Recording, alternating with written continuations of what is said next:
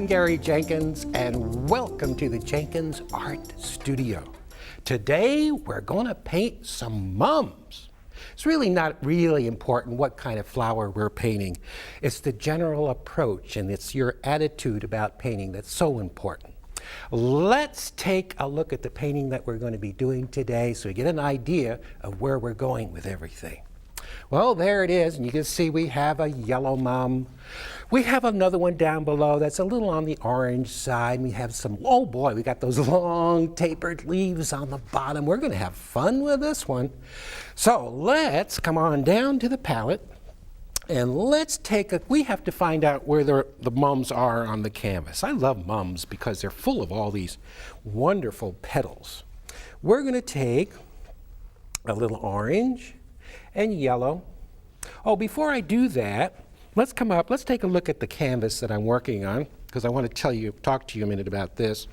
This is an 18 by 24 canvas, and you can't see it at home, guys, but there's some white on the outside of the canvas. And I use a very large brush.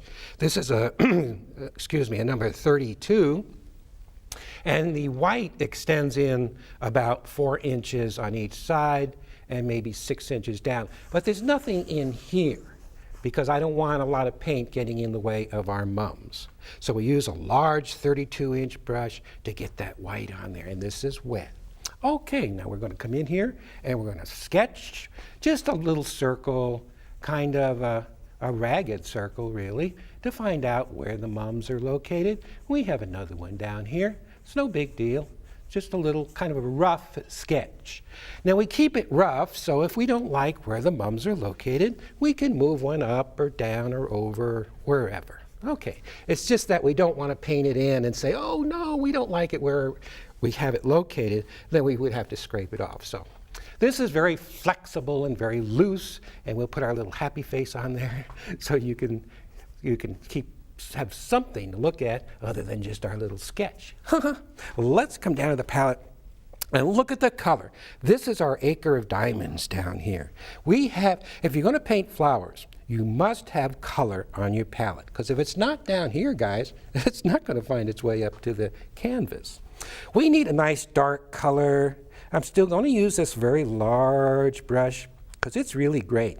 And the large brush will enable you to paint nice and loose. Now you notice the brush, how it's moving back and forth. It's loose and it's free and it's crazy. We get those free, loose strokes going and hit that canvas and do it to it, honey. Get it on there. We're going to come back down and pick up a color. I don't even know what it is. Let's see. Oh boy, that's sort of a purpley color. You never know what a color is because when it comes out of the tube, many of the colors are very dark. Sometimes you have to mix a little white. Watch what happens when you mix a little white. You can see now the color, the true color, comes out. So you really don't know what you have until the color is there, until the white is mixed with it. Let's take that up here and put a little bit of that in here. Now this isn't in the painting that I'm looking at, the one I'm copying from. But who cares? You can't paint the same thing twice. Who wants to? It's boring. Everybody will go to sleep. Get it on there. Now look at how loose it is. Now when Catherine and I do our workshops, it's so difficult to get people to paint loose. We don't care what's really happening in here. It's the outside edge. So when I tell folks, well, let's paint loose, let's have a nice loose background, they come in and they paint these little boxy shapes like this. Now you see, this is very tight. This is terribly left-brained painting. We want right-brain painting. That's where all the creativity starts. This is tight. This is loose. This is fun. This is boring. Don't do that. And if you see yourself doing that, slap yourself in the face and go, no, don't do that. Loosen it up and keep it free. Let's put some more color in there. Let's take, you know I love color. Yellow and orange. And let's throw some of that up in here. Not too much or we'll get too crazy. Now we have our very rough outside edge. And we're going to come in. Remember, I have that white back there. And this is our large blending brush. And we're just going to come in and soften some of those edges out.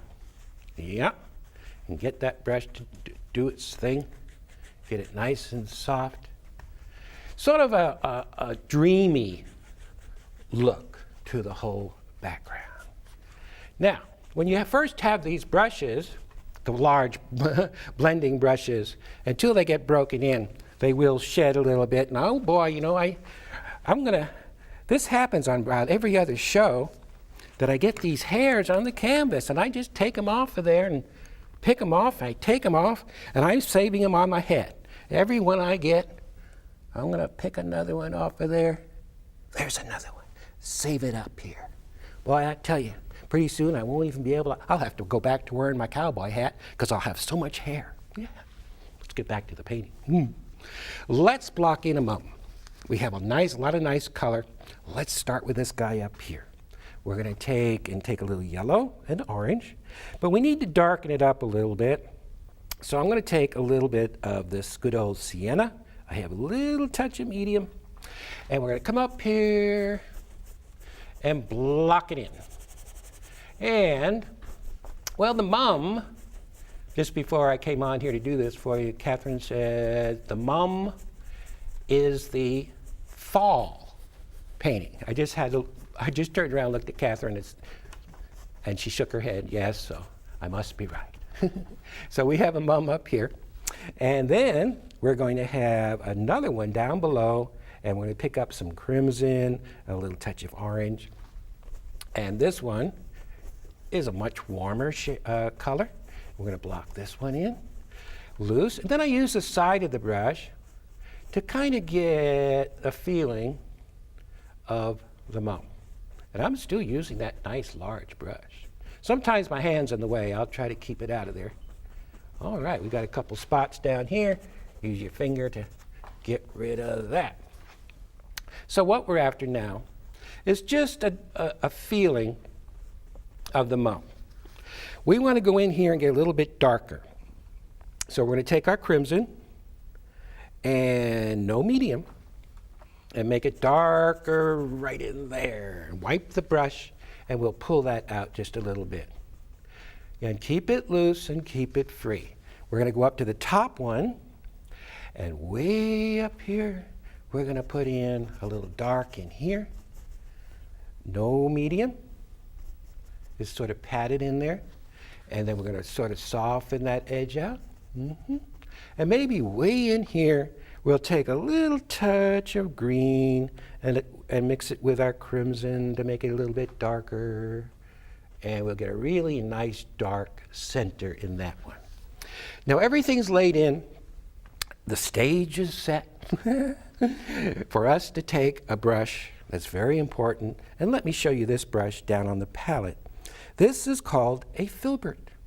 Filbert brush is the brush with the rounded corners. Can you see how round that is?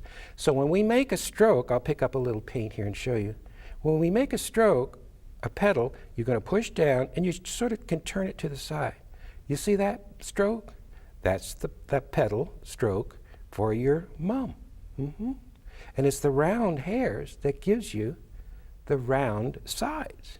This is also a great brush for painting daisies. See, this same thing could become a daisy, and you would just simply put a little center in there and a little white and pick out some petals. So this brush is very versatile. It's used for a lot of different things.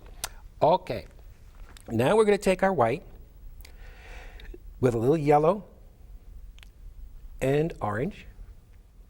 And we're going to take this and come on up here. Now the mum, this one, we're going to maybe face it a little bit that away, that away.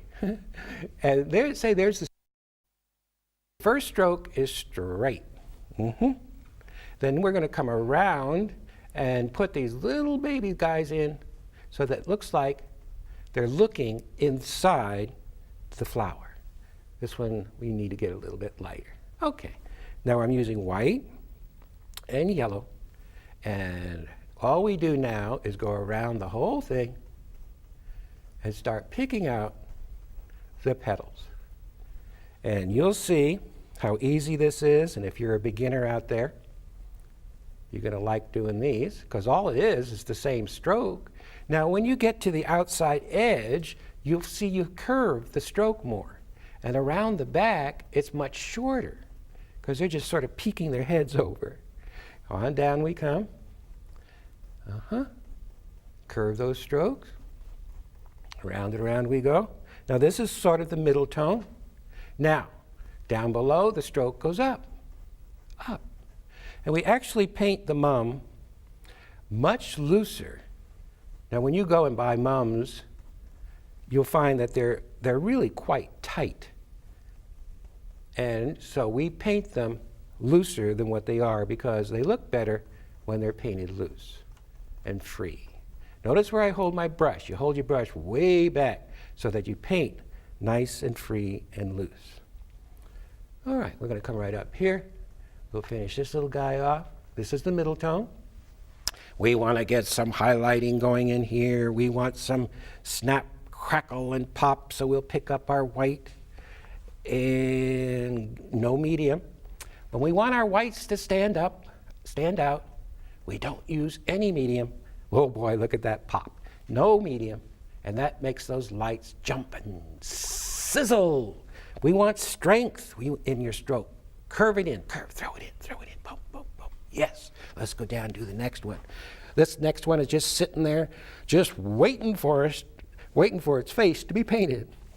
Let's take a little orange and yellow, and this has some petals that sort of overlap here, and sometimes you'll use the side of the filbert, and sometimes you'll use the flat.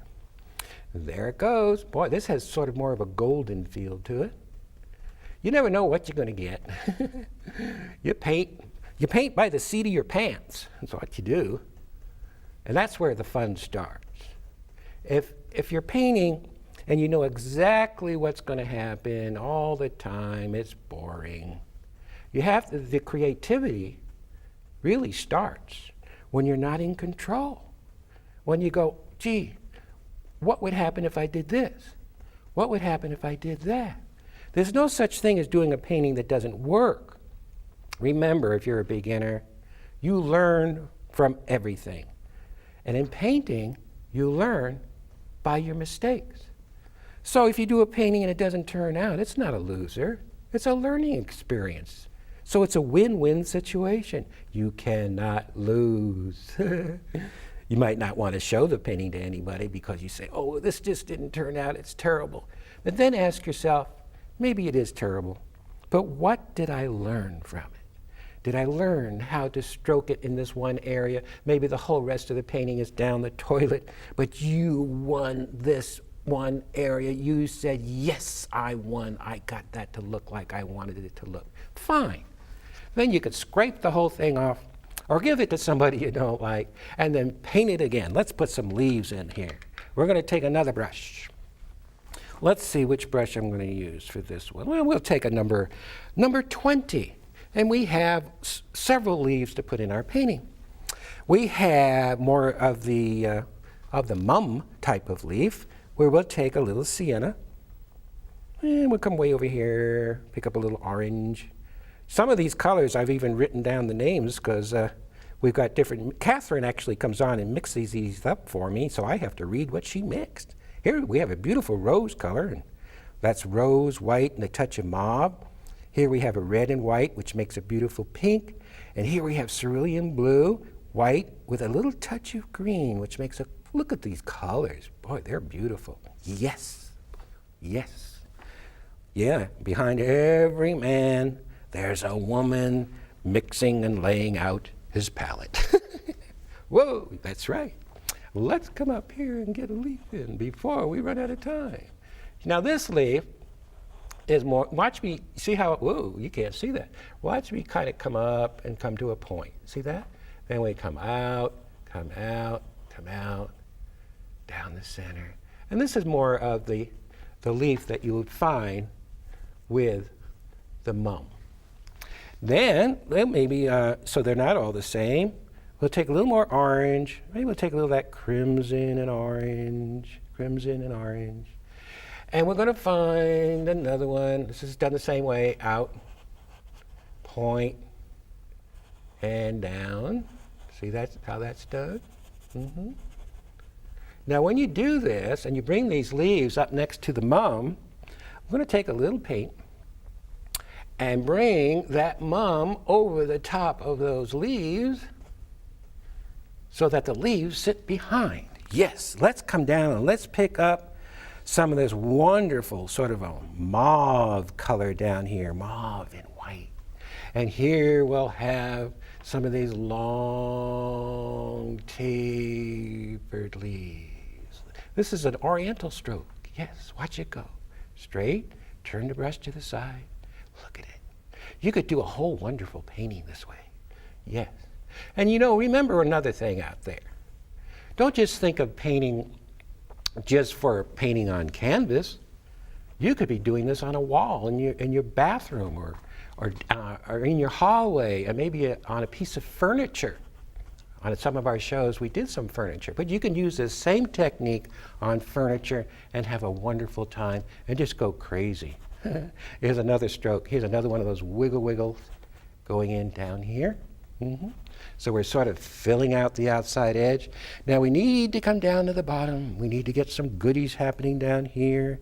We have green and sienna. And we're going to come in and we have another strong leaf. Yes, coming out. And if you're going to make a mistake, and if you're a beginner out there and you want to try this stuff, and make a mistake, make a big one. It's no fun making little mistakes. Make a big mistake. Let's put another one in here. Here, watch the edge of the brush come out. And then you just come out, out, out, point. Out, out, out, point. It's like dancing. Yes. Yeah, look at that. I hear that the old band music's coming back, and old jitterbug music's coming back. That's great. I sure don't I'm just too old. I don't understand this rap stuff where they just get up there and start rapping and yelling. I'm a Frank Sinatra guy. Yes, I am, and I'm proud of it. But I'm glad the old music's coming back. That's great. What does music have to do with painting? Painting has rhythm, just like music has rhythm. Painting has form and line and movement. Like we're going to come down here. And we're going to take this one, and we're going to swing it. Yes, I said swing, just like in the old, maybe that's why they call that dancing, swing. We're swinging. We have the rhythm and the movement to our painting. Yes. Now all of this you can find in our painting packet, which will outline everything for you, in case you guys miss a lot of this stuff, especially the colors that we're using. Now, how are we doing here? Now, you know, you can go on and on with these paintings. This could be finished right now, or you can go in and add little things to it, maybe little highlights. I want to get this a little stronger. I'm going to switch brushes, go back down to my Filbert brush, good old Filbert, and I'm going to punch. See, if you let your paint dry up a little bit, then it'll take the white to get that nice crisp edge. Now, if your whites pop too much, just knock them down a little bit. There. But we do want to have some strength and some pop to the painting. Now look how loose that is. Now don't go in and overwork it. I see the folks in my workshops, they have a beautiful painting and then they go in and they mess it all up by going over and over and over it. Let's come right up into this area, and maybe we'll take a little crimson and orange, crimson and orange, maybe right in here. We're gonna have, guess what we're gonna have? We're gonna come in, it's not in the painting I'm working from, but we have time to play. We're gonna have a butterfly. Yes, we are. He doesn't have his body yet. So let's get his body on there. Otherwise, he'll crash into the flowers and get a little body underneath. See? And then we have another brush that's called our liner brush. And we use it very, very wet. And we come up here. And they have this little antenna that sticks out so that he can pick up his favorite programs on PBS. And we'll get a little something for him to sit on. And we'll get a little, maybe a little color on his wings. Maybe he has a little yellow in here. You can go out and get yourself some butterfly books and put whatever color butterfly you want, or just simply make one up. Now, I like to put little things in a lot of my paintings because a little living, well, I got another hair there. Well, I won't keep that one. A little living nature in your paintings adds a lot of life to your painting, adds another dimension to it. All right, now don't mess with the butterfly. When it's in, and you get out. He just landed on that little piece there, that little twig sticking out. We can have, now these two up here, maybe they're kind of wah. See that? Watch your composition. We're going to put another one right in here, another one in here, kind of break that up. Okay. Now you all know, many of you know, or some of you don't know, Catherine and I have moved from Florida to Ashland, Oregon. What a beautiful place. We sit between two mountain ranges. We have a Victorian house, and we have a garden in the back, which is where we get all of our information for our flowers from. And let me show you. Now, I have a little studio in my backyard. And between my back door and my studio, this is what I go past every morning. Isn't that something? Of course, right now, that's during the summertime. Right now, we probably have rain and snow out there. But this is where Catherine and we get our camera, and we get in there and we photograph the flowers. We have roses. We must have 90 to 100 rose bushes out there. Let me show you another one we have. It just goes on and on. Oh, this is a neat one to show you. This has a little arbor.